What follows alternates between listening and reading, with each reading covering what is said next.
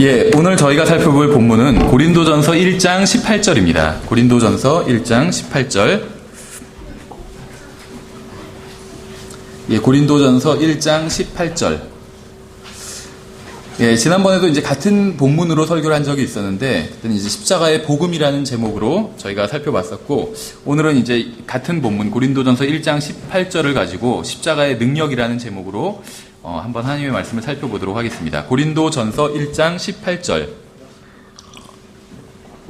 예, 고린도전서 1장 18절 찾으셨으면 한 절이니까 한번 다 같이 읽어보겠습니다. 자, 시작. 십자가를 선포함이 멸망하는 자들에게는 어리석은 것이로되 구원받은 우리에게는 하나님의 권능이니라. 여기서 한국말로는 이제 것이로되 하면서 벗이 그냥 여기에 자연스럽게 이제 녹아 들어가 있는데, 영어로는 이제 벗이라는 표현이 분명히 나와서 이 벗 이전과 이후가 완전히 서로 다른 분위기를 보여주고 있습니다. 근데 이제 이게 영어로 보면 분명히 현재 시제로 되어 있어요. 그래서 우리나라 말도 하나님의 권능이니라 하면서 현재 시제로 되어 있죠. 왜냐하면 이 본문이 기록된 건 대략 2000년 전에 기록이 되었지만 현재형으로 지금 이 시대에도 동일한 역사를 하고 있기 때문에 이제 현재형으로 기록하고 있는 겁니다. 그러니까 보통 보편적인 진리는 현재형으로 기록하는 것처럼 이 본문도 지금 이 순간에도 동일하게 진리이기 때문에 현재형으로 기록해 놓았다는 거예요. 십자가를 선포하는 것은 2000년 전이나 200년 전이나 20년 전이나 지금이나 20년 후나 200년 후나 동일하게 하나님의 능력이기 때문에, 과거나 현재나 미래를 막론하고 성경을 읽는 사람은 고린도전서 1장 18절을 읽을 때 하나님의 권능을 믿는다면, 하나님의 말씀을 믿는다면 하나님의 권능을 여기서 느낄 수 있다는 겁니다. 고린도전서 1장 18절은 과거에만 진리였던 게 아니라 지금 현재도 동일하게 진리고 역사하고 있기 때문에, 십자가를 선포함은 멸망하는 자들에게는 어리석은 것이지만 구원받은 자들에게는 하나님의 권능이다, 능력이다. 성경은 이렇게 분명하게 말씀하고 있어요. 과거에만 하나님의 권능이었던 것이 아니라 구원받고 나서 세월이 지난 지금도 하나님의 권능이라는 거예요. 그러니까 이 고린도전서 1장 18절이 많은 것을 말씀하고 있지만 간단하게 두 가지를 말씀드리면, 십자가를 선포하는 것 자체가 과거에만 하나님의 권능이었던 것이 아니라 지금도 권능이라는 건데, 이제 이건 두 가지를 의미하고 있어요. 첫째는 지금도 십자가를 선포하는 것을 통해서 구원받는 사람들이 있다는 겁니다. 그렇죠. 두 번째는 뭐냐면, 구원받았을 때, 내가 구원받았을 때만 이 십자가를 선포하며 하나님의 권능이었던 것이 아니라 구원받은 이후에도 여전히 이것은 나에게 하나님의 권능이라는 거예요. 영어로 보면 본문에 십자가라는 단어가 나오는데 앞에 이제 정관사 더가 붙어 있습니다. 그래서 영어에서 더는 이제 특정한 것을 가리킬 때 사용하는 거예요. 그렇죠. 그래서 이 세상에는 많은 십자가들이 있어요. 목에 십자가 목걸이 하고 다니는 사람들도 있잖아요. 근데 아무 십자가나 선포하면 그것이 다 하나님의 능력이 되는 게 아니라 성경에서 말씀하시는 이 단 하나의 예수님의 십자가만이 하나님의 능력이라는 겁니다. 그래서 정관사 더를 사용하고 있는 거예요. 이 세상엔 수많은 십자가들이 있습니다. 역사를 돌이켜보면 이 십자가형을 통해서 많은 사람들이, 세수도 없을 정도로 많은 사람들이 죽임을 당했습니다. 중세 암흑 시대에 정말 얼마나 많은 사람들이 이 십자가형, 아니면 예수 그리스도에 대한 이 십자가의 진리, 예수님에 대한 믿음을 부인하지 않아서 정말 얼마나 많은 사람들이 죽었는지 정확한 수는 아마 하나님만 아실 거예요. 보통 역사에서 6천만 명이 죽었다 이렇게 얘기를 하는데 아마 더 될 거다 이렇게 얘기하는 사람도 있고, 아마 정확한 수는 하나님만이 아실 겁니다. 이 십자가라는 거는 사실 기본적으로 처형 도구입니다. 그렇죠. 근데 가장 어떻게 보면 잔인한 처형 방법 중에 하나예요. 이 십자가형이라는 게. 그러니까 가장 잔인하고 가장 고통스럽고 또 가장 수치스러운 그러한 처형 방법이란 거죠. 보통은 지금도 이제 공산국가에서는 공개 처형을 하긴 하지만 일반적인 어떤 민주국가에서는 그러니까 공개 처형을 하지 않죠.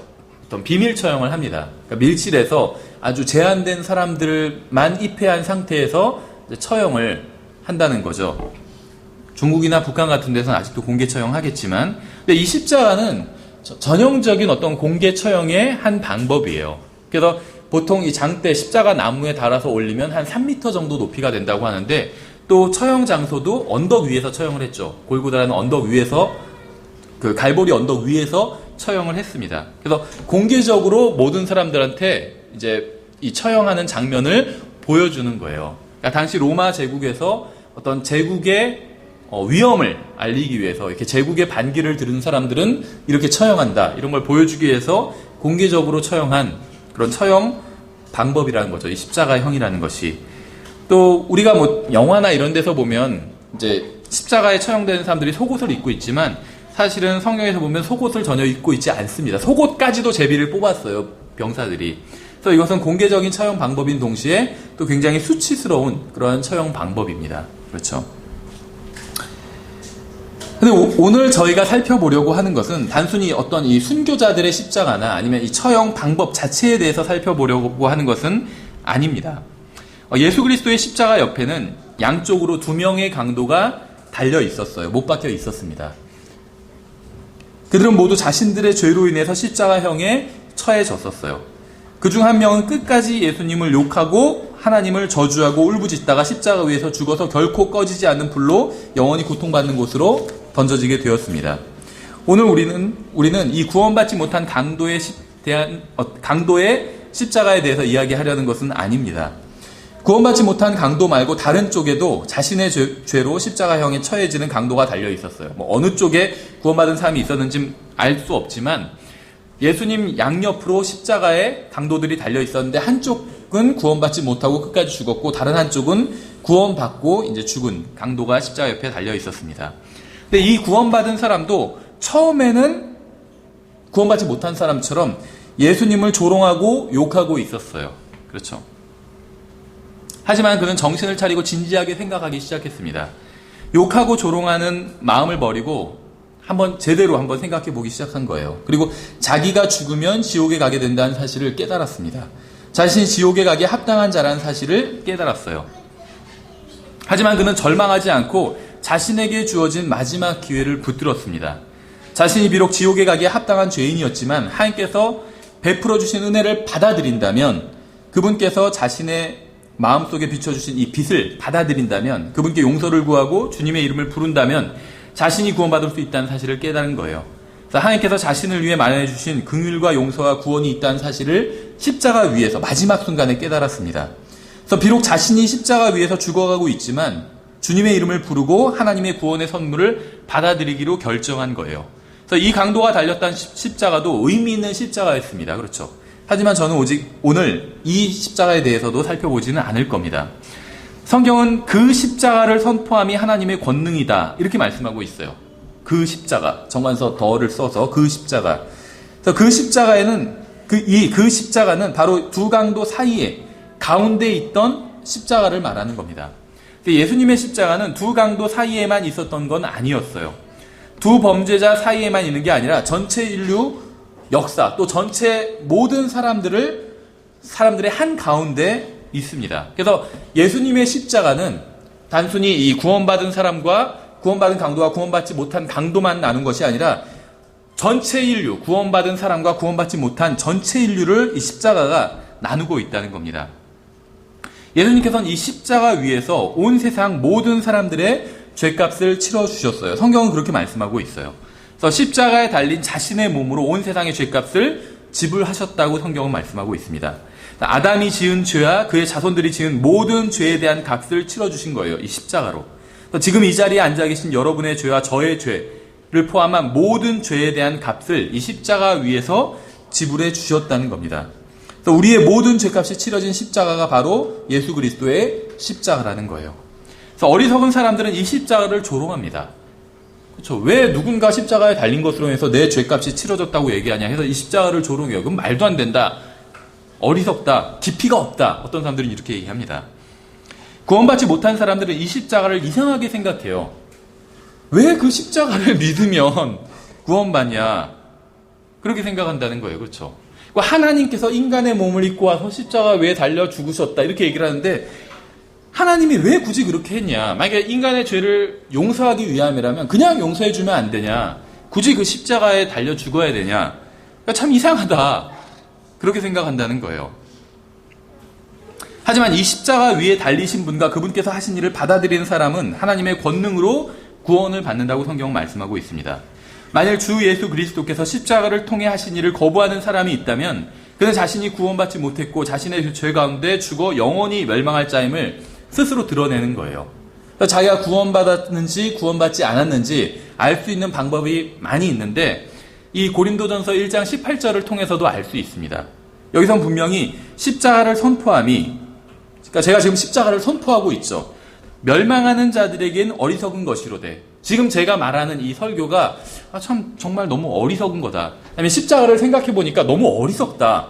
굳이 왜 하나님이 인간의 몸을 입고 와서 그 십자가 위에서 죽어야 됐냐? 정말 어리석다. 이렇게 생각된다면 멸망하고 있는 거예요, 본인이. 그런 생각이 든다면. 근데 구원받은 우리에게는 하나님의 권능이니라 이렇게 말씀하고 있죠. 근데 십자가를 생각하니까 이건 하나님의 권능이에요. 이게 아니었다면 나는 구원받을 방법이 전혀 없었다. 이렇게 생각이 든다면 그 사람은 구원받은 사람입니다. 성경이 그렇게 말씀하고 있어요.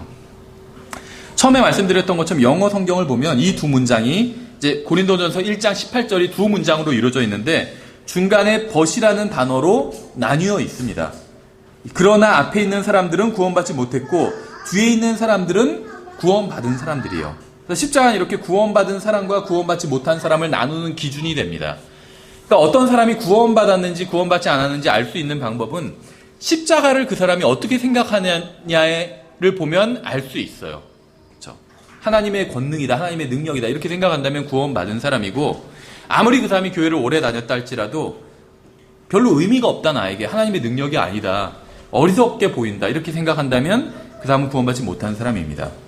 예수 그리스도의 십자가는 구약과 신약을 나누는 기준이 되죠. 그래서 우리가 성경을 보면 구약, 신약 이렇게 되어 있는데 이건 이제 그 책별로 나누면 말라기까지가 구약이고 마태복음부터 신약이 시작되죠. 그런데 교리적으로 나누면 말라기가 아니라 마태복음 27장까지가 구약입니다. 아직 예전 약속이에요. 새로운 약속은 히브리서에서 말씀하시는 것처럼 약속한 사람, 유언한 사람이 죽어야 이제 유언이 상속이 계시되는 거죠. 그러니까 새로운 시대가 열리는 거예요. 그래서 새로운 그 성경을 교리적으로 나누면 마태복음 27장 이후부터 이제 신약이 시작됩니다. 십자가 전에는 율법과 희생물과 규례와 규칙과 형식, 금기사항 이런 것들이 있었어요. 무엇을 하면 되고 해도 되고 무엇은 하면 안 되고 이런 것들이 있었어요. 하나님의 말씀에 기록된 이러한 모든 것들을 통해서 인간은 자신이 전능하시고 거룩하시고 의로우신 하나님 앞에서 죄인이라는 사실을 깨달을 수 있었다는 겁니다.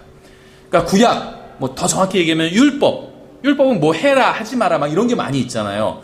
또 뭘 먹어도 된다 안 된다, 뭐는 정결한 것 깨끗한 거고 뭐는 더러운 거고 이런 것들이 있어요. 예를 들면 고기로 치면 소고기는 먹어도 되고 깨끗한 고기인데 돼지고기는 먹으면 안 되는 부정한 고기라는 거예요. 물론 지금은 전혀 상관없죠. 지금은 전혀 상관없어요. 근데 과거 구약에는 그랬다는 거예요. 구약 시대에. 그러니까 구원받지 않은 사람들 중에서 이걸 굉장히 이상하게 여기는 분들이 있더라고요. 그렇죠. 근데 이거는 정말 소고기가 깨끗하고 돼지고기는 더럽고 그거는 몰라요. 어떤 분들은 그래서 소고기는 더 건강에 좋고 뭐 돼지고기는 건강에 더 안 좋다 이렇게 생각하는 분들인데 성경은 그렇게 말씀하신 적이 없어요. 오히려 신약 시대에는 하나님께서 다 깨끗하게 하셨다고 말씀하고 있죠. 베드로에게 환상 중에 부정한 음식들을 보여주시면서 하나님께서 이런 것들을 다 깨끗하게 하셨으니까 이제는 더럽다고 하지 말라고 말씀하셨어요. 그렇죠. 그러니까 신약 시대에는 더러운 음식, 깨끗한 음식이 더 이상 없습니다. 그렇죠. 그렇다면 왜 성경은 구약 시대에 율법에 더러운 것, 깨끗한 것 이런 걸 말씀하고 있는 걸까요? 그 이유는 하나님께서는 기준을 가지고 계시다는 거예요. 근데 그 기준은 하나님께서 정하신 기준이라는 겁니다. 하나님께서 어떤 기준을 정해 놓으시고 더러운 것이 있고 깨끗한 것이 있다 이렇게 말씀을 하셨다는 거예요. 그렇죠. 또 그 기준을 따라야 된다는 겁니다. 하나님께서 정하신 그 기준. 근데 사실은 그 기준, 구약 성경에 나온 그 기준은 진짜 무엇이 더럽고 진짜 무엇이 깨끗하고 이런 차이가 아니라 어떤 모형으로 보여줬던 거예요. 정말 더러운 것이 있고 정말 깨끗한 것이 있습니다. 근데 사람들이 정말 더러운 것, 깨끗한 것 이런 걸 얘기하면은 못 알아들으니까 구약 시대에는 모형으로 보여줬던 거예요. 그러다 이제 신약 시대에 와서 예수님께서 정말 더러운 것이 무엇인지 보여주셨죠. 그것이 무엇이었죠? 정말 더러운 것? 돼지고기가 정말 더러운 것이었나요? 아니면 손을 씻지 않고 먹으면 그것이 더러운 것을 먹는 거였나요? 유대인들은 그렇게 생각했어요. 왜냐하면 구약 성경에 그렇게 기록되어 있기 때문에 돼지고기나 예를 들면 오징어나 이런 것들 다 더러운 음식에 속했던 거예요. 그래서 이런 걸 먹으면 사람이 더러워진다고 생각했어요. 아니면 깨끗한 음식을 먹어도 손을 씻지 않고 먹으면 그것이 사람을 더럽게 한다고 이렇게 생각했습니다. 구약 성경에 그렇게 기록되어 있기 때문에. 근데 구약 성경은 구약 성경만 가지고 해석할 수는 없습니다. 신약 성경으로 서로 짝을 이루고 있어요. 근데 신약 성경에서 뭐라고 말씀하고 있냐면 정말 그 음식이 더러워서 더러운 것이 아니라 모형으로 그것은 보여주었던 것이라고 말씀하고 있어요. 그럼 정말 더러운 것, 사람을 더럽게 하는 것은 무엇일까요? 예수님께서 거기에 대해서 말씀하신 게 있죠. 사람에게 들어가는 것, 그러니까 어떤 음식으로 해서 더러워지는 것이 아니라 사람에게서 나오는 것이 그 사람을 더럽게 한다. 아주 점잖고 정말 괜찮은 사람이 있는데 갑자기 막 욕을 해요. 안 좋은 막 얘기를 하고 음담패설을 얘기하고 그러면 그 사람에 대한 이미지가 확 바뀌죠. 아, 저 사람 아주 신사고 괜찮은 사람인 줄 알았더니 완전히 그냥 속물이고 형편없는 사람이구나 이렇게 생각이 들겠죠. 무엇이 그 사람을 더럽게 한 것일까요? 그 사람에게서 나오는 것, 그것이 더럽게 한 거예요. 근데 왜 그 사람에게서 예를 들면 그런 잘못된 게 나왔을까요? 그 사람 마음에 그걸로 가득 차 있기 때문에 넘친 거라고 예수님께서 그렇게 말씀하신다는 거죠. 그래서 예수님께서는 세상이 가장 부패했다 이렇게 말씀하신 적이 없어요. 마귀가 가장 부패했다 이렇게 말씀하신 적도 없습니다. 우리의 마음이 만물보다 심히 거짓되고 더러운 것은 마음이라고 말씀하셨어요. 성경은. 그렇죠. 마음이 잘못됐다는 거예요. 그래서 마음이 가장 더러운 게 되었다는 겁니다. 모든 것보다.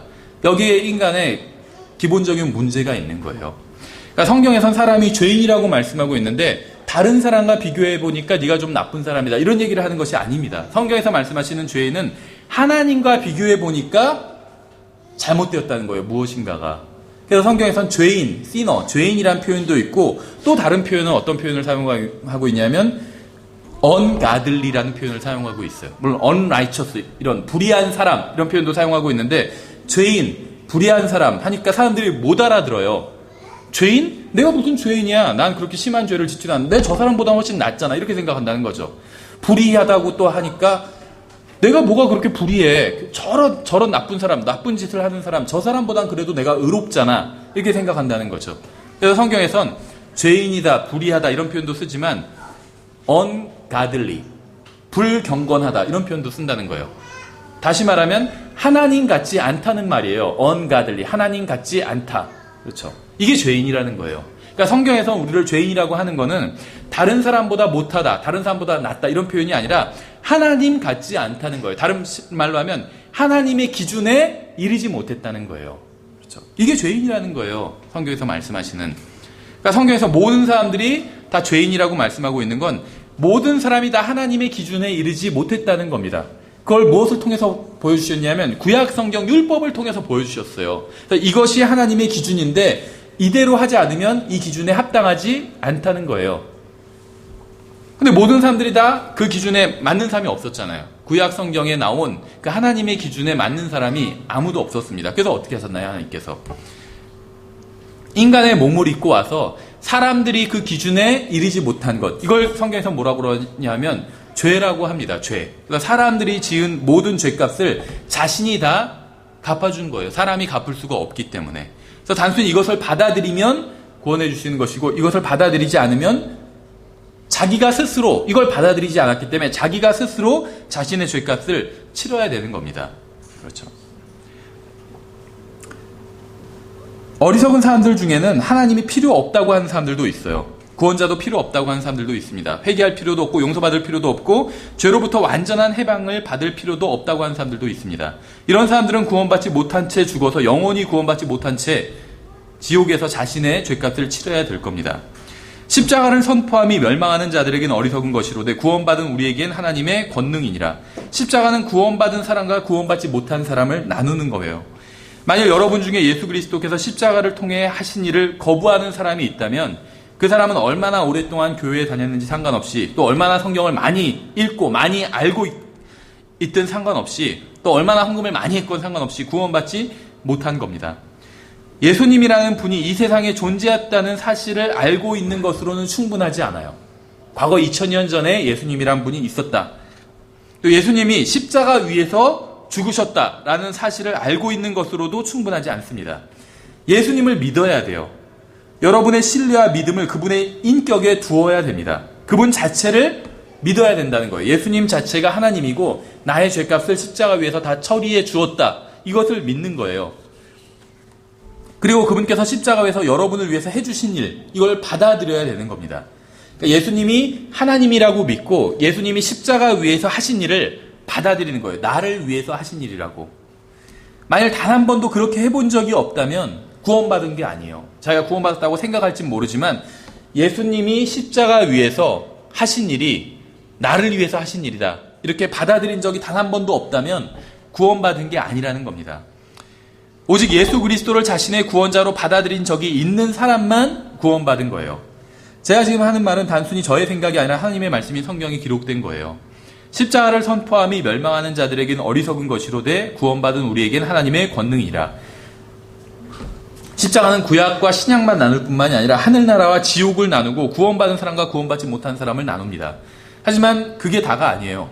십자가는 죄의 종로로 타던 옛 생활과 그리스도 안에서의 새 생활을 나눕니다. 그래서 제가 첫 번째 처음에 앞에서 말씀드린 십자가의 두 가지 어떤 측면 중에서 두 번째 측면에 대한 거예요.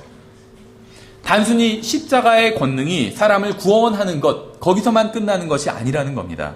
십자가로 인해서 모든 잘못된 습관, 또 잘못된 행동, 잘못된 버릇, 또 죄에게 종로로 타던 과거를 끊을 수 있다는 거예요. 이 십자가의 능력으로. 십자가는 속박과 자유를 줍니다. 동시에. 그러니까 십자가에 달리신 분은 거기에 달려서서 속박당하신 거지만 다른 한편으론 그 십자가를 받아들이는 사람들에겐 자유를 준다는 거예요.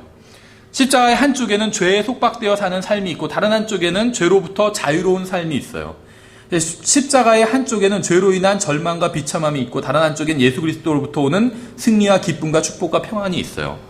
십자가는 구원받은 사람들에게 있어서 하나님의 권능입니다. 왜냐하면 예수 그리스도의 십자가를 통해서 사람들이 구원받기 때문에, 그 십자가를 통해서 인생이 변하게 되기 때문에, 또 혼이 만족을 얻을 수 있기 때문에, 또 십자가의 영원한 생명을 누릴 수 있게 하는 하나님의 능력이 있기 때문에 하나님께서는 이러한 것들을 자신의 아들인 예수 그리스도의 십자가를 통해서 그분을 믿는 사람들에게 주신다고 약속하셨어요.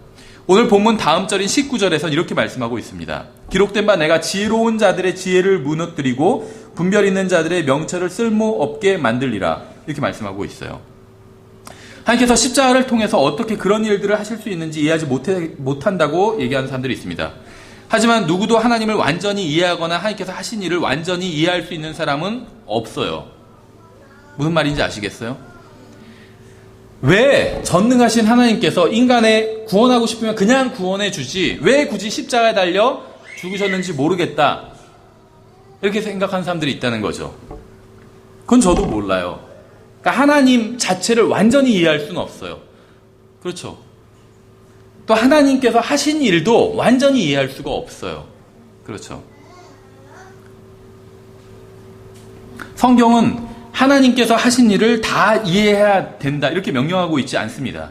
주님께서 하신 일을 다 이해하지 못해도 좋아요. 예를 들면 제가 병에 걸렸어요. 근데 의사가 저를 예를 들면 수술을 해서 고쳐줬어요. 그럼 어떻게 수술했는지 의사가 설명해 주더라고요. 요즘은 굉장히 잘 설명을 해주는데 다 알 수는 없어요. 그렇죠. 하지만 제가 그 병에서 자유롭게 되었다면 그것으로 만족할 수 있다는 거죠. 그렇죠.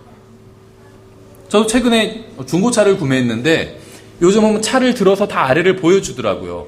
그래서 뭐 어디가 문제가 있고 어디는 괜찮고 이런 걸 다 보여주더라고요. 근데 사실 보여줘도 무슨 말인지를 모르겠어요. 제가 차에 대해서 모르니까. 근데 차가 잘 갈 수 있다면, 문제없이 잘 다닐 수 있다면 그것으로 된 거라는 거죠. 그렇죠. 그 설명을 다 이해하지 못한다 할지라도 마찬가지예요. 인간이 한 일도 우리가 다 이해하지 못하는데 어떤 전문가가 한 일 다 이해하지 못하잖아요. 그렇지만 그 혜택을 누릴 수는 있다는 거죠. 마찬가지로 하나님께서 하신 일을 다 이해할 수는 없어요. 하지만 그 혜택을 누릴 수는 있다는 거죠.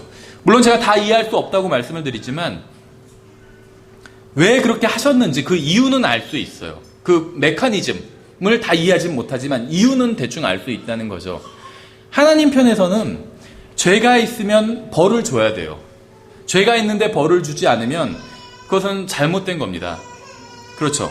죄가 있는데 벌을 주지 않으면 그건 잘못된 거예요. 이 세상에서 죄가 있는데 벌을 안 주는 판사를 보고 참 훌륭한 판사다. 정말 인간미가 넘치고 은혜로운 판사다. 이렇게 얘기하는 사람은 없습니다. 다 부정한 판사라고 얘기해요. 그렇죠. 돈을 먹었으니까 저 사람을 저런 죄인을 감옥에 안 보냈을 거다. 이렇게 생각을 합니다. 근데 사람들이 하나님께는 다른 걸 요구한다는 거죠. 죄를 지었어도 그냥 좀 용서해주면 안 되나? 아니면 죄를 지은 사람들은 다 지옥에 보내는 건 좋은데 나는 그냥 용서해주면 안 되나? 이런 걸 요구한다는 거죠. 회개하지도 않고. 근데 성경에 의하면 올바른 판사는 재판을 굽게 하면 안 돼요. 구약 성경에도 나와 있어요. 하나님께서는 정의로우신 판사이기 때문에 재판을 굽게 하지 않습니다. 그러니까 죄가 있으면 벌을 주신다는 거예요. 그런데 성경에 보면 모든 사람들이 다 죄를 지었다고 말씀하고 있어요. 결국 이 죄라는 것은 그 죄값을 치러주면 된다는 거죠. 그러니까 한번 어떤 죄에 대해서 벌을 주면 된다는 거예요. 그래서 이 벌을 예수님께서 대신 받아주신 겁니다. 그렇죠. 그래서 제가 여러 번 말씀드렸지만 일종의 대리 행위를 해주신 거예요. 물론 어느 나라에서도 벌을 대신 받아줄 수 있는 그런 법은 없습니다. 근데 말하자면 대리 행위를 해준 거예요. 나를 대신해서 어떤 행위를 해주신 거예요. 우리 법에 그런 게 인정이 되고 있어요. 어떤 형법이 아니라 민법에서는.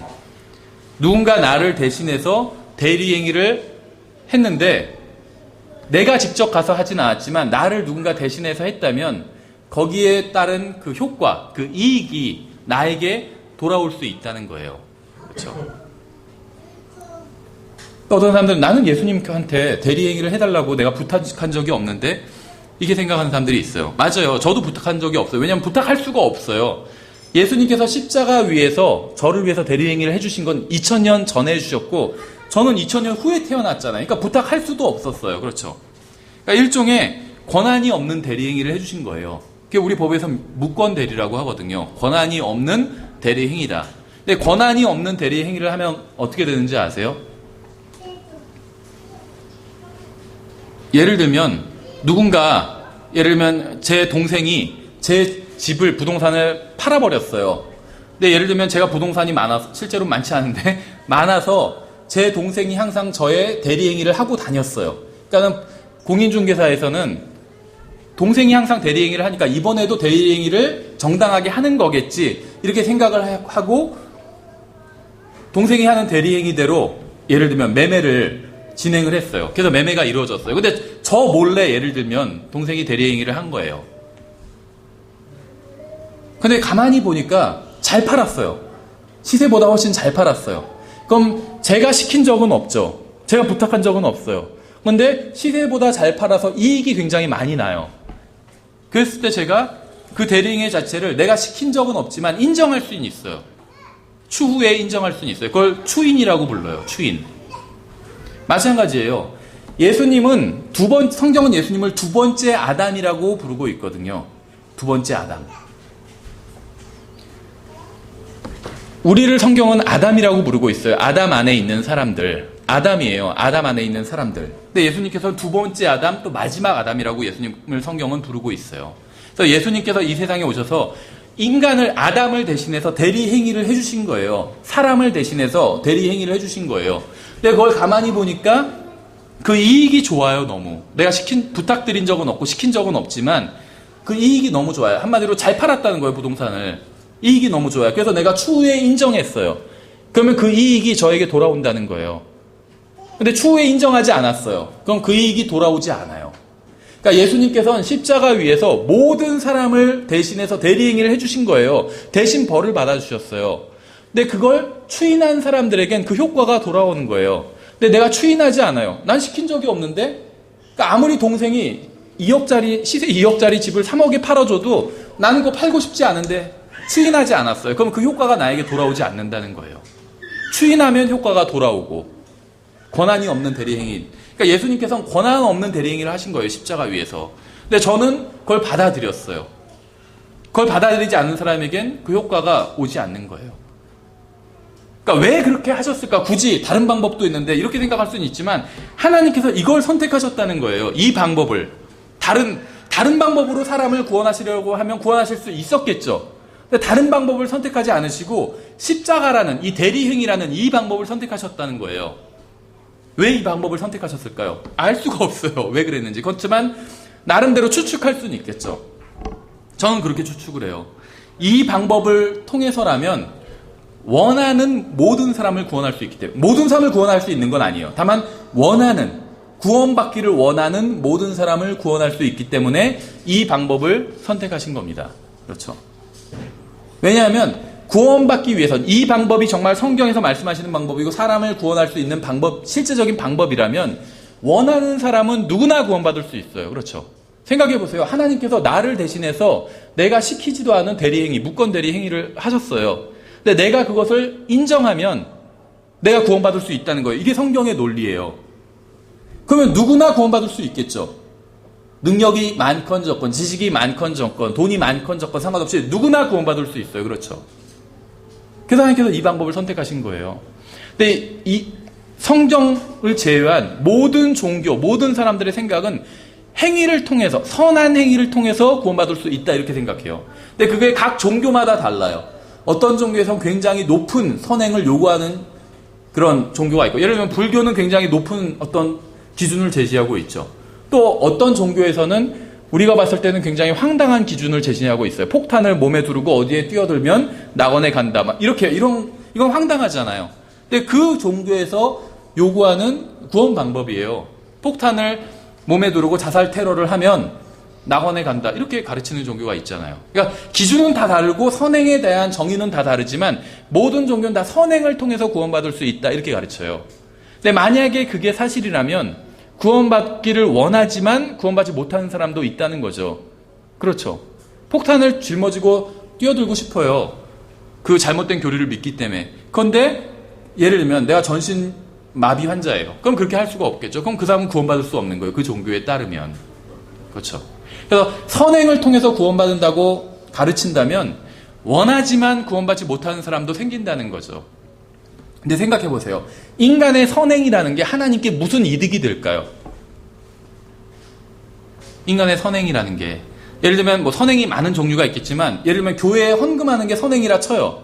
뭐 선행이겠죠. 교회에 헌금하는 게 하나님께서 살아계시고 성경이 사실이라면 교회에 헌금하는 게 선행이겠죠. 근데 교회에 헌금하는 게 선행이에요. 예를 들면 어떤 사람은 10,000원을 헌금해요. 어떤 사람은 100만 원 헌금해요. 그럼 100만 원 헌금한 사람이 훨씬 더 많은 선행을 한 거겠죠. 근데 하나님 입장에서 보면 그게 엄청난 하나님께 뭐 이득이 돌아갈까요?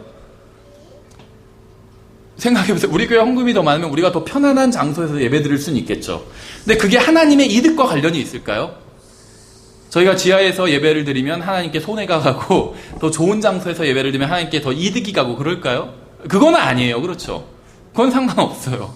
교회가 얼마나 많은 돈을 가지고 있건 하나님 그것과는 상관이 없습니다. 그렇죠. 누가 하나님께 많은 돈을 갖다 바친다고 해서 하나님께서 그 사람에게 막 굽신굽신하면서 고마워하지는 않는다는 거예요. 그렇죠. 그 사람의 마음은 받으시겠지만, 그러니까 성경에서 어떤 액수를 말씀하고 있지는 않아요. 어떤 퍼센테이지를 말씀하고 있지만 액수는 말씀하고 있지는 않다는 거죠. 선행이라는 것이 하나님께는 사실은 전혀 이득이 되지 않습니다. 우리 같은 사람들을 좀 이롭게 할 수는 있어도 선행이 하나님을 이롭게 하지는 않는다는 거예요. 그래서 하나님께서는 그 선행을 통해서 구원하고자 하지 않으신다는 겁니다. 하나님께도 전혀 이익이 안 돌아가요. 누가 아무리 대단한 선행을 해도 하나님께는 전혀 이득이 안 돌아가요. 그러니까 하나님께서는 그걸 기준으로 삼으실 이유가 없다는 거예요. 다만 하나님께서는 성경에 보면 모든 사람이 구원받기를 원하신다 이렇게 성경에 기록하고 있어요. 근데 선행을 통해서 구원하신다고 하면 모든 사람이 다 구원받을 수 있는 게 아니라는 겁니다. 구원받길 간절히 원하지만 선행을 행할 능력이 전혀 없는 사람도 있어요. 그 사람 구원 못 받는 거예요. 구원받기를 원해도. 그래서 하나님께서는 선행을 통해서 구원하는 것. 이게 사람들이 생각할 땐 그렇듯해 보이지만 하나님께서 보실 땐 이 방법은 전혀 잘못된 방법이라고 보시는 거예요. 하나님께서는. 왜냐하면 구원받기를 간절히 원해도 선행을 행할 능력이 전혀 없는 사람은 구원받지 못하기 때문에. 그러니까 이 선행을 통해서 구원하는 방법은 굉장히 어떤 면에 있어서는 잔인한 방법이에요. 구원받기를 원하지만 전혀 구원의 가능성을 아예 차단하는 누군가에게는 그런 방법이기 때문에 전혀 선행할 방법이 돈도 하나도 없고 지식도 하나도 없고 몸도 성한 곳이 없어요. 뭐 장기 기증도 못해요. 그런 사람이 있다면 그 사람은 어떤 방법으로 선행할 수 있을까요? 선행할 수 있는 방법이 전혀 없어요. 그럼 선행을 통해서 구원받는다 라고 그 사람한테 얘기를 하면 그 사람한테는 절망적인 얘기를 하는 거예요. 그렇죠? 당신은 영원히 구원받지 못합니다. 이 얘기를 하는 거나 마찬가지예요. 그렇죠? 그래서 하나님께서는 모든 사람들에게 희망을 주시기 위해서 누구든지 원하면 구원받을 수 있다는 거예요. 십자가에 달린 강도 마지막 순간에 원하면 구원받을 수 있었던 것처럼.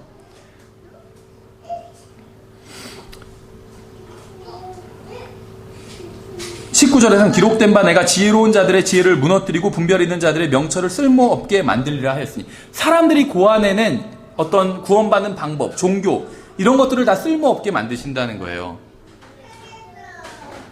20절에서는 이렇게 말씀하고 있어요. 지혜로운 자가 어디 있느냐, 서기관이 어디 있느냐, 이 세상의 변론가가 어디 있느냐, 하나님께서 이 세상의 지혜를 어리석게 만들지 아니하셨느냐. 이 세상의 지혜로운 자들, 철학자들, 학자들 다 영원하지 않습니다. 한 번 죽는 것은 사람들에게 정해졌다는 말씀처럼 모두 다 이 세상을 떠났습니다. 이 세상의 천재들은 모두 어디 있을까요? 다 이 세상 떠났어요. 하지만 예수 그리스도께서는 죽은 자들로부터 일어나셔서 영원히 살아계시고 하나님 아버지의 오른편에 앉아 계시고 자신을 믿는 모든 사람들의 마음을 지금도 통치하고 계시다는 거죠. 그리고 그분은 언젠가 이 세상에 다시 오셔서 자신이 창조하신 모든 것을 다스리실 것입니다. 모든 사람은 죽어요. 아무리 잘나고 뛰어나고 똑똑해도 예외가 아닙니다. 아무리 한 시대를 풍미했던 사람이라 할지라도 시간이 지나면 잊혀지고 말아요. 아무리 잘난 사람이라 할지라도 예수 그리스도를 거부하고 그분의 십자가 사역을 거부하고 하나님의 은혜와 구원 계획을 거부하면 자신의 죄값을 치르러 지옥에 갈 수밖에 없다는 겁니다. 이건 전혀 잘못된 시스템이 아니에요. 어떤 사람은 내가 지금 이러려면 내가 어떤 죄를 졌는데 이 죄를 졌다는 이유 하나만으로 나를 영원히 지옥에 보내냐, 하나님 너무하다 이렇게 얘기하는 사람이 있는데 그렇지 않아요. 어떤 죄를 졌다 할지라도 구원받고자 하는 마음이 있다면 구원해 주시겠다는 거예요. 그러니까 하나님은 너무하신 분이 아니라는 거죠. 누구나 원하면 구원받게 해주시겠다는 거예요. 근데 그걸 거부하는 게 너무한 거예요. 그렇지 않나요? 구원받을 방법이 있었다는 거예요. 구원받을 방법이. 근데 그걸 거부해요. 그럼 그게 너무한 거라는 거예요. 하나님이 너무하신 분이 아니라. 모든 사람들은 다 죽게 됩니다. 문제는 죽음이 끝이 아니라는 사실이에요. 죽음 후에는 심판이 있고 그 다음에는 영원하신 하나님의 영원한 형벌이 있어요.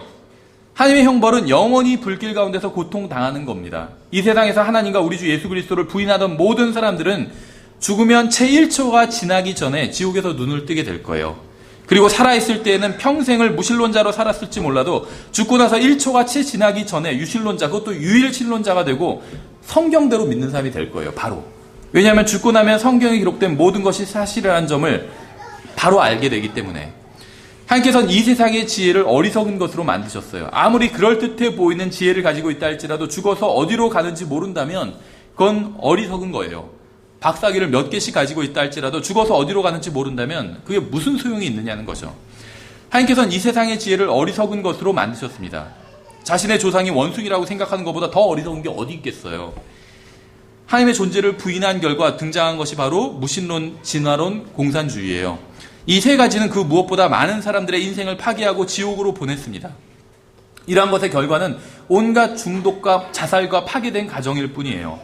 무신론과 진화론과 공산주의를 만든 사람들을 신문과 뉴스와 미디어에서는 영웅으로 부르지만 그들은 지금 지옥에서 자신들의 생각이 얼마나 잘못된 것이었는가를 시인하면서 고통 중에 있을 겁니다.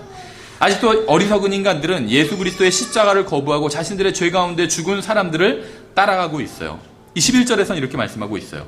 하나님의 지혜에 있어서는 세상이 지혜로 하나님을 알지 못하였으므로 하나님께서 복음 선포의 어리석은 것으로 믿는 자들 구원하시는 것을 기뻐하셨도다.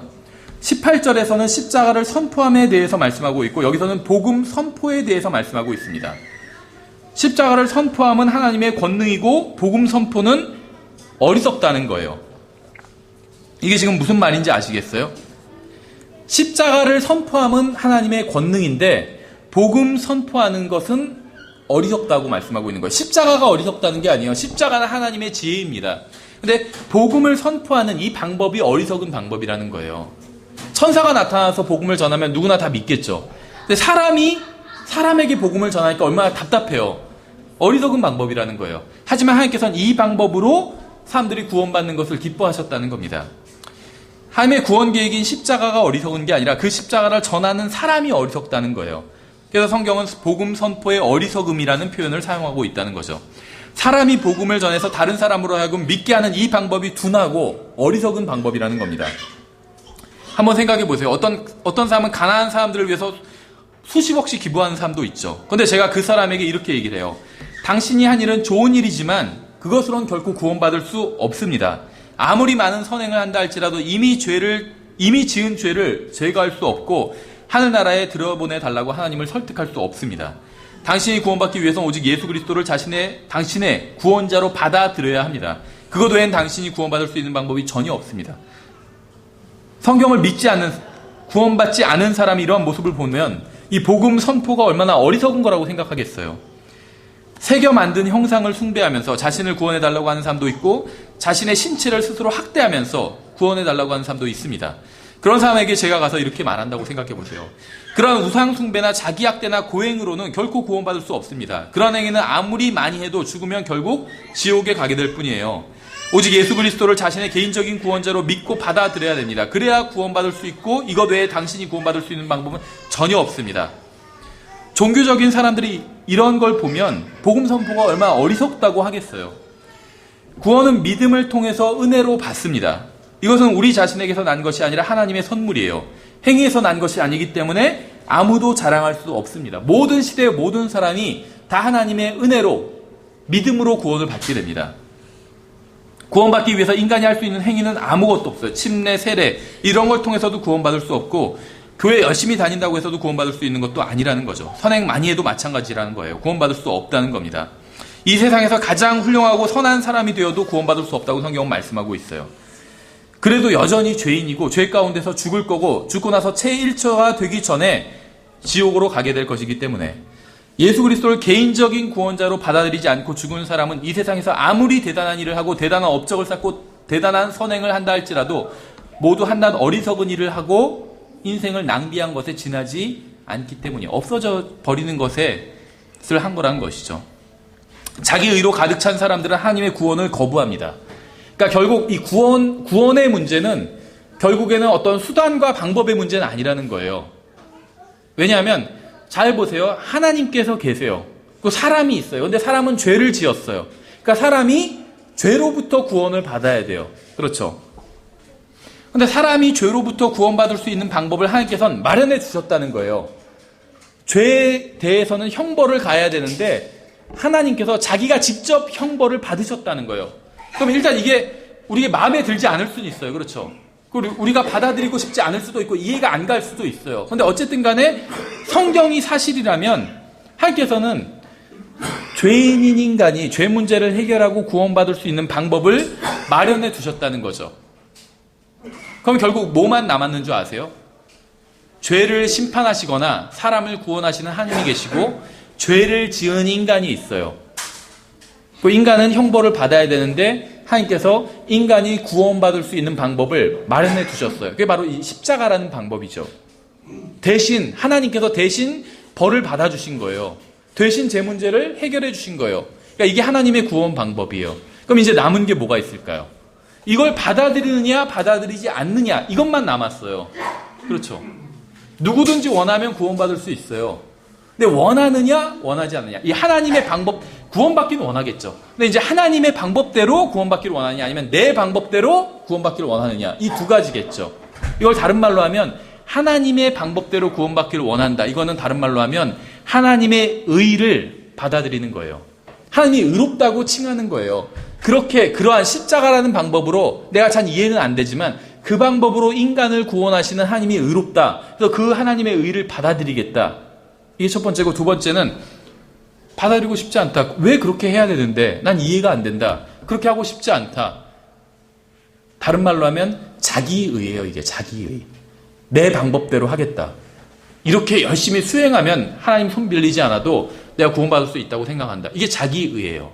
그러니까 결국 성경에 저희가 이제 기독교의 본질이라는 소책자도 있는데, 기독교의 본질, 성경의 본질이 무엇이냐면 하나님의 의인가 자기의 의인가, 이것만 낳는다는 거예요.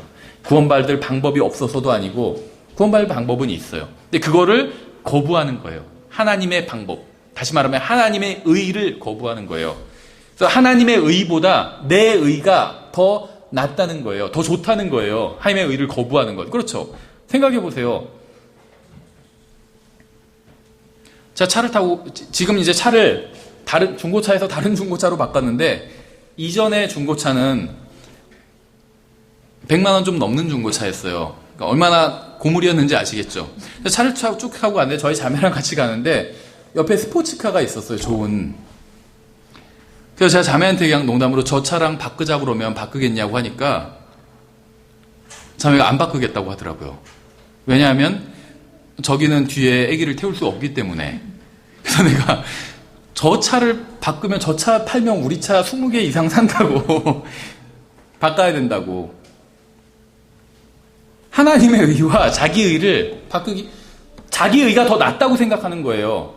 그러니까 왜 복음을 거절한 사람들을 하나님께서 심판하신지 알겠죠. 자기 의가 더 낫다고 하는 사람들인 거예요. 그러니까 하나님께서 그 사람들을 심판하시는 거예요. 하나님의 의와 딱 견져보시는 거예요. 그래서 그 의에 닿지 못한다면 심판하시는 거예요. 그렇죠. 그러니까 구원은 결국에는 선택의 문제라는 거예요. 내가 구원받을 것이, 하나님의 방법을 받아들일 것이냐 말 것이냐, 하나님의 의를 받아들일 것이냐면 나의 의를 고수할 것이냐. 나의 의를 고수한다는 건 뭐냐면 내가 하나님 앞에서 죄인이라고 인정 안 하는 거예요. 나도 그래도 그렇게 나쁜 사람은 아닌데 내가 왜 죄인이야. 이게 자기 의를 고수하는 거예요. 근데 하나님의 의를 받아들인다는 건 뭐냐면 내가 죄인이라는 걸 인정하는 거예요. 다른 사람보다 나쁜 짓을 많이 했다, 이게 아니라 하나님 앞에서 내가 죄인이라는 사실을 인정하는 거예요. 그게 자기 의를 버리는 거예요. 하나님의 의를 받아들인 거고. 그 십자가 위에서 예수님께서, 하나님께서 인간의 몸을 입고 이 세상에 오셔서 십자가 위에서 죽으신 건 바로 나를 위해서 하신 거다. 그게 받아들인 게, 그걸 십자가를 받아들이는 게 하나님의 의를 받아들이는 겁니다. 자기 의로 가득 찬 사람들은 하나님의 구원을 거부해요. 하나님의 의를 거부하는, 하나님의 구원을 거부하는 건 하나님의 의를 거부하는 거예요. 하나님을 기쁘시게 하는 것은 예수 그리스도의 십자가밖에 없습니다. 예수 그리스도의 십자가가 어떤 종교나 교단이나 국가나 성직자나 랍비나 신부나 목사를 기쁘게 할 수 없을지 몰라도 하나님을 기쁘시게 하기에는 충분해요. 이 십자가를 선포하여 멸망하는 사람들이 구원받게 되는 것이 하나님을 기쁘시게 합니다. 21절에서는 이렇게 말씀하고 있어요. 하나님의 지혜에 있어서는 세상이 지혜로 하나님을 알지 못하였으므로 하나님께서 복음 선포의 어리석은 것으로 믿는 자들을 구원하시는 것을 기뻐하셨도다. 성경이 말씀하시는 것을 한번 잘 보시기 바랍니다. 성경은 복음 선포의 어리석은 것으로 누구를 구원하시는 것을 하나님께서 기뻐하신다고 말하고 있을까요? 침례받는 사람, 헌금 많이 하는 사람, 지역교회 회원으로 가입하는 사람, 훌륭하고 깨끗한 삶을 사는 사람. 성경은 믿는 자를 구원하시는 것을 하나님께서 기뻐하신다고 말씀하고 있어요. 믿는 자. 생각해 보세요. 훌륭하고 깨끗한 사람을 구원하시는 것을 하나님께서 기뻐하셨다. 그럼 구원받지 못할 사람이 훨씬 더 많이 있겠죠. 그래서 하나님께서는 믿는 사람, 십자가를 믿는 사람을 구원하시는 것을 기뻐하신다고 성경은 말씀하고 있어요. 내가 믿는다면 구원받을 수 있다는 거예요. 계속해서 다음 절 22절에 유대인들은 표적을 요구하고 그리스도인들은 지혜를 추구하나 우리는 십자가에 못 박히신 그리스도를 선포하노니 그분은 유대인들에게는 걸려 넘어지게 하는 것이요 그리스도인들에게는 어리석은 것이로되. 성경은 이 말씀하신 걸 한번 잘 보세요. 살아계신 그리스도도 아니고 진리를 가르치시는 그리스도도 아니고 본을 보이는 그리스도도 아닙니다. 바울은 그런 그리스도를 전파하지 않고 십자가에 못 박히신 그리스도를 전파하고 있어요. 다음 절 24절에 부르심을 받은 자들에게는 유대인들에게나 그리스인들에게나 그리스도는 하나님의 권능이시오 하나님의 지혜이시니라. 하나님의 어리석음이 사람들보다 지혜롭고 하나님의 약함이 사람들보다 강하니라. 인간의 몸을 입고 이 세상에 오신 하나님께서 십자가 위에서 죽으셨습니다. 하나님께서는 비록 십자가 위에서 죽으셨지만 이 세상에 있는 모든 사람들보다 강하다는 거예요. 계속해서 다음 절에 형제들아 너희를 부르신 것을 너희가 보거니와 부르심을 받은 자로서 육체를 따라 지혜로운 자가 많지 아니하고 강한 자가 많지 아니하며 고귀한 자가 많지 아니하도다. 그러나 하나님께서 지혜로운 자들을 당하게 하려고 세상의 어리석은 것들을 택하시고 하나님께서 강한 것들을 당하게 하시려고 세상의 약한 것들을 택하시며 하나님께서 있는 것들을 쓸모없게 하려고 세상의 천한 것들과 멸시받는 것들을 택하시고 참으로 없는 것들을 택하셨나니 이것은 어떤 육체도 자신 앞에서 자랑하지 못하게 하려 하심이라. 힘이 없고 연약하고 그렇다 할지라도 구원받고자 하는 마음이 있다면 구원받을 수 있다는 거예요. 하나님의 의를 받아들이면 구원받을 수 있다는 겁니다. 그러니까 하나님께서 구원받는 기준을 아주 현저하게 낮춰놓으셨다는 거예요. 누구나 다 구원받을 수 있도록. 왜 믿음으로 구원받는지 아세요? 왜 예수 그리스도를 통해서만 구원받을 수 있는지 아세요? 그래야 하늘나라에서 모든 영광이 예수 그리스도께만 돌아갈 수 있기 때문이에요. 그래야 하늘나라에서 아무도 자신을 자랑하지 못하게 되기 때문입니다. 하늘나라에서는 모든 영광이 오직 예수 그리스도께만 돌아가게 됩니다. 예수 그리스도께만 모든 경배가 돌아가게 돼요.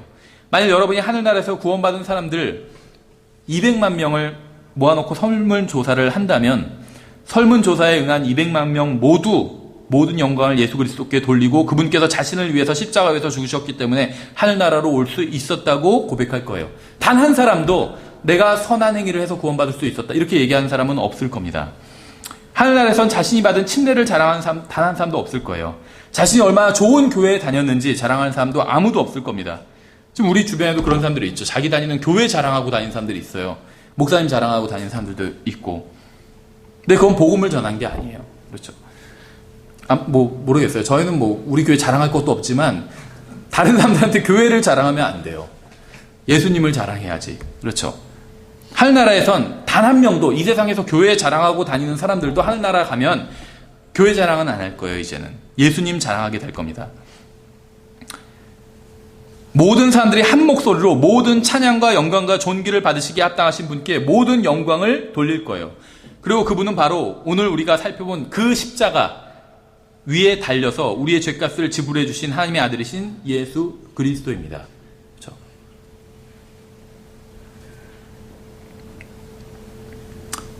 마지막 절 30절에 그러나 너희는 하나님에게서 나서 그리스도 예수님 안에 있고 예수님은 하나님에게서 나서 우리에게 지혜와 의와 성별과 구속이 되셨으니 이것은 기록된 바 자랑하는 자는 주를 자랑할지니라 함과 같게 하려 함이니라.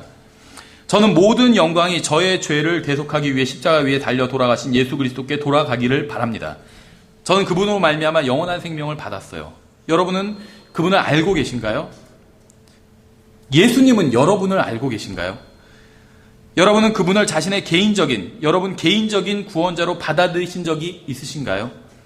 아무리 교회 열심히 나와도 예수님을 개인적인 구원자로 받아들인 적이 없다면 아무 소용이 없는 거예요.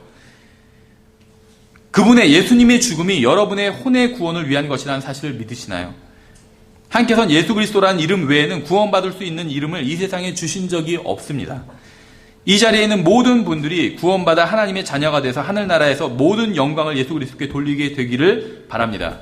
그리고 이미 구원받은 분들도 십자가의 능력을 통해서 모든 죄로부터 해방되어 이 세상에서도 참된 자유를 누리며 죄로부터 자유로운 그런 자유를 누리며 사시게 되기를 바랍니다. 그러니까 우리가 구원받았다는 건 지옥으로부터 구원받았다. 이것도 맞는 말이지만 성경에 그런 말은 없어요. 성경엔 죄로부터 구원받았다 이렇게 말씀하고 있거든요. 죄로부터 구원받게 될 것이고 우리는 죄로부터 구원받은 거예요. 그래서 지옥에 가지 않는 거예요. 왜냐하면 모든 죄가 가는 곳은 지옥이기 때문에. 근데 우리는 죄로부터 완전히 노임을 받았어요. 근데 죄로부터 노임받지 않은 사람들은 어떻게 되죠? 죄가 지옥에 던져지기 때문에 죄로부터 노임받지 않은 사람들은 그 죄와 함께 지옥에 던져지는 거예요. 근데 우리는 죄로부터 완전히 노임받았어요. 해방되었기 때문에 죄가 가는 지옥에 우리는 가지 않는 거예요. 그런데도 죄를 짓고 산다면 죄로부터 실제적으로는 죄의 종은 아니지만 자발적으로 이제는 죄에게 종로로 사면서 사는 거예요. 얼마나 불행한 삶이냐는 거예요. 종도 아닌데 옛날엔 종이었기 때문에 주인이 시키면 시키는 대로 일을 해야 됐어요. 그런데 이제는 종이 더 이상 아니에요. 그런데도 시키는 대로 한다면 일하고 있다면 남의 밭에 가서 막 일하고 있어요. 종이 아닌데 이제는 더 이상. 얼마나 불행한 삶이냐는 거죠. 근데 수많은 그리스도인들이 그러한 삶을 살고 있다는 거예요. 이제는 더 이상 죄에게 종노릇하지 않을 수 있는데 계속해서 종노릇하고 살고 있다는 거는.